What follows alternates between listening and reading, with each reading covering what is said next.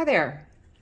So what you're looking at right here is the beginning of my sweater called Beaufort 5 by Isabell Kraemer.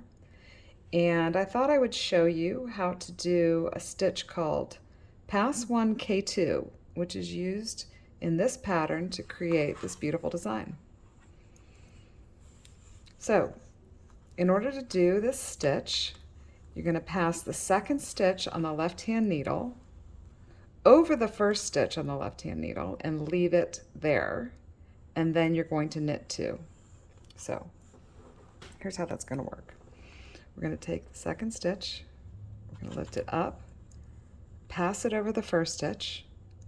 We're going to then knit into the stitch that's now in front of the first stitch, knit it off the needle, and then knit the next stitch.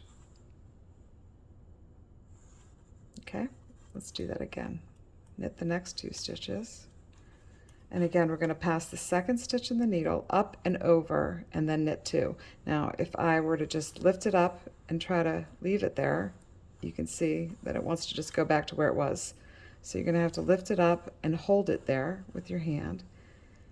Then knit that second stitch and then the first stitch.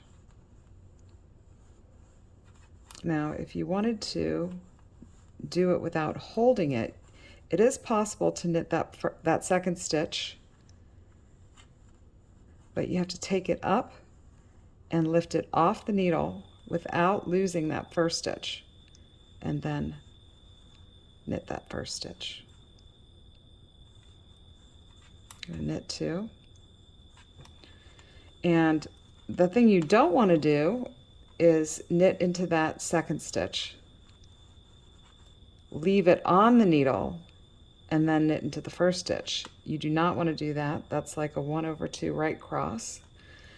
Instead, you're going to want to knit into the second stitch, take it up and off the needle. Again, you still might have to hold that first stitch on the needle, and then knit the second stitch. I'm showing you one more time.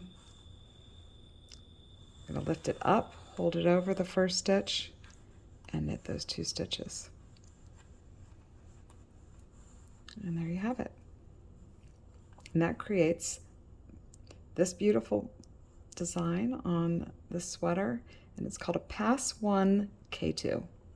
I hope that was helpful.